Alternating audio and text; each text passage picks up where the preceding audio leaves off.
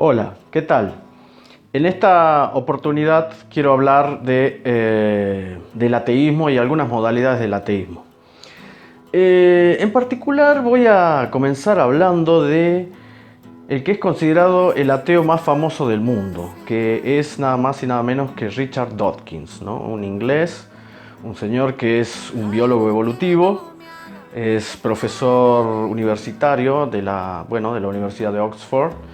Y en el año 2006 no tuvo mejor idea que publicar un libro muy famoso que tituló como The God Delusion, eh, que fue traducido como El espejismo de Dios o El delirio de Dios, ¿no? Esto escribe el ateo más famoso del mundo, que es Richard Dawkins.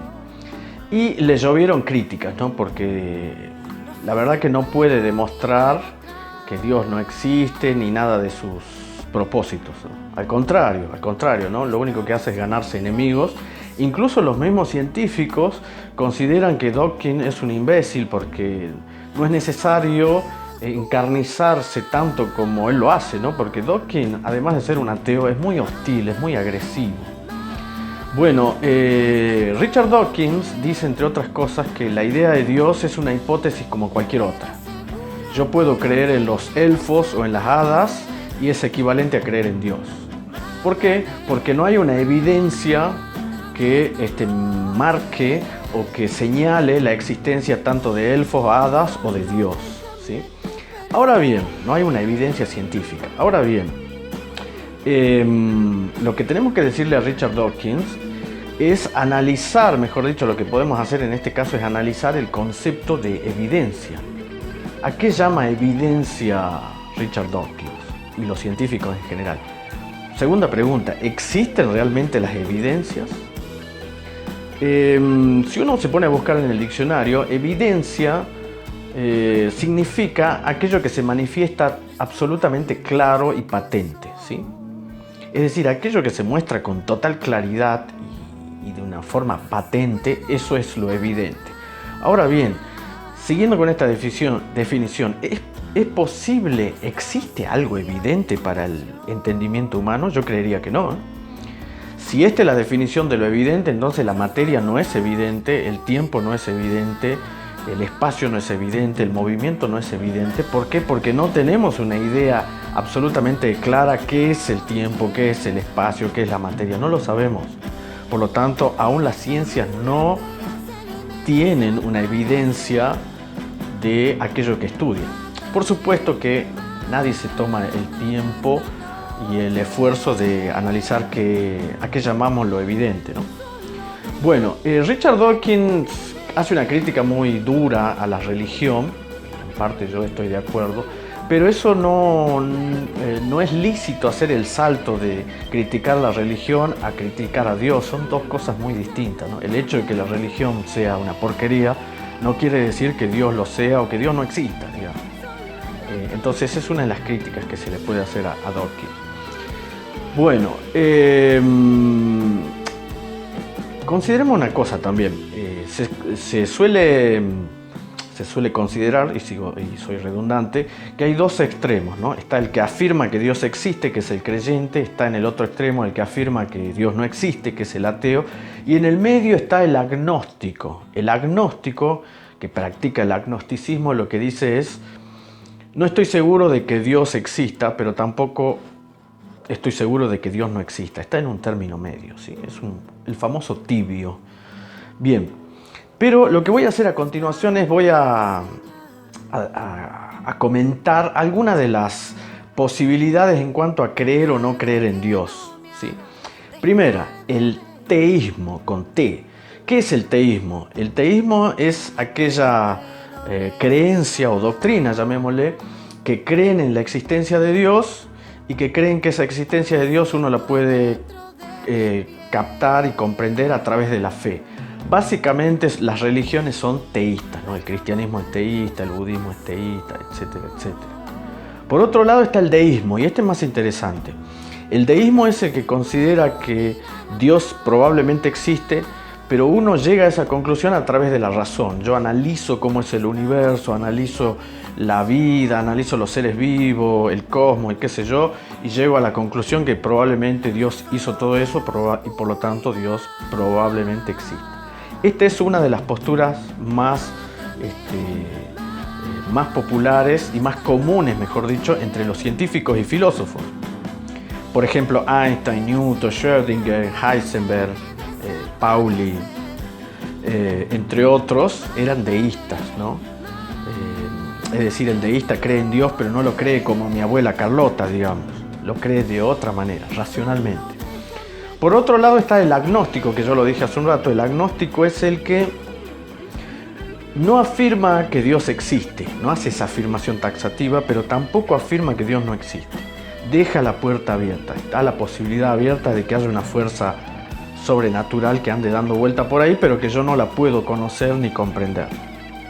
Ahora bien, el agnosticismo es el opuesto al gnosticismo, ¿no? A la gnosis, al gnosticismo. ¿Qué es el gnosticismo? El gnosticismo son doctrinas esotéricas, digamos así, que provienen de la antigüedad, más o menos del siglo II y III antes de Cristo, después de Cristo, y que considera el gnosticismo, que se puede conocer la presencia divina o las manifestaciones divinas, se les puede conocer a través, justamente del entendimiento, del conocimiento, de la intuición. No es necesario, para conocer a Dios o relacionarse con Dios, no es necesario pertenecer a una religión o una iglesia. Lo que sí es necesario es desarrollar algún tipo de conocimiento, que en este caso son conocimientos esotéricos, místicos, pero se puede conocer lo divino. Ese es el gnosticismo, y que fue muy famoso en el siglo II y III de nuestra era. En el cristianismo primitivo lo que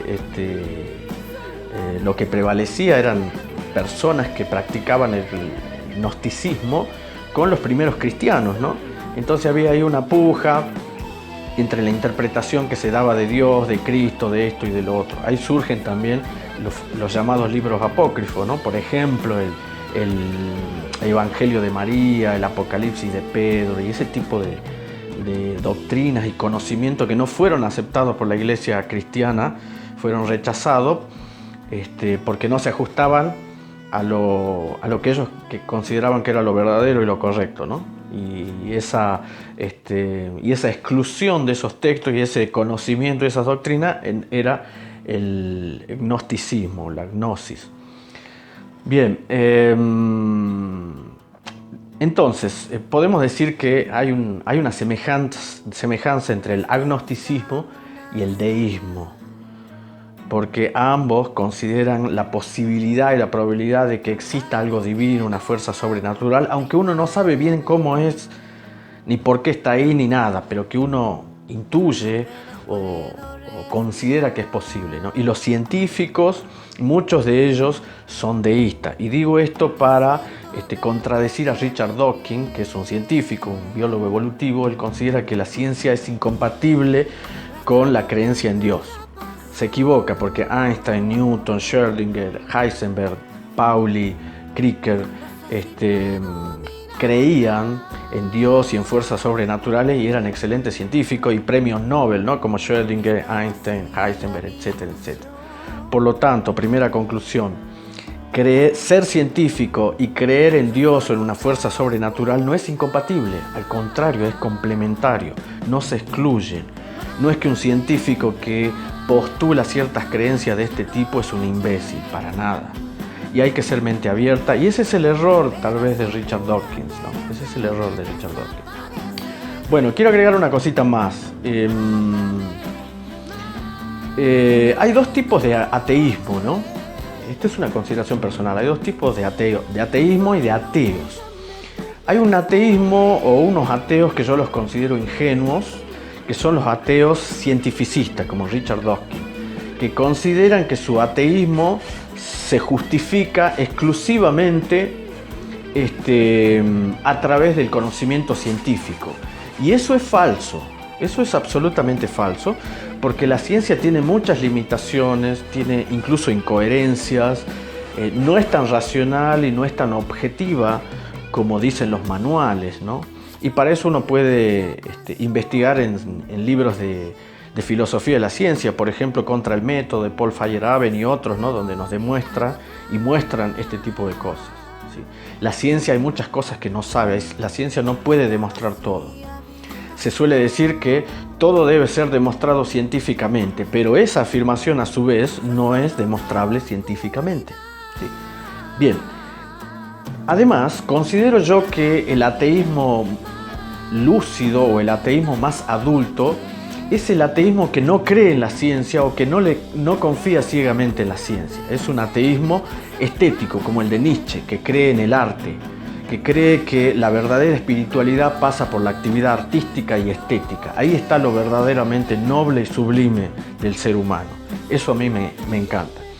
Por último, vamos a suponer algo, también hay que ser realista, ¿no? Si alguien tiene un accidente en una ruta y lo primero que uno espera es que venga un ateo y me salve y me ayude, y no que 100 creyentes se pongan a orar desde su casa y traten de salvarme, ¿no? Que es muy poco probable, digamos. En situaciones como esa, creo que el ateo es mucho más útil, funcional que un creyente. Y creo que todos vamos a estar de acuerdo en eso. Bueno, conclusión de todo esto, Richard Dawkins es un imbécil, ¿sí? Es un científico respetable, pero dice cosas que no las puede sostener. Así que bueno, por ahora lo dejamos acá. Si te gustó el video, dale like, suscríbete y estamos viéndonos en la próxima. Bye.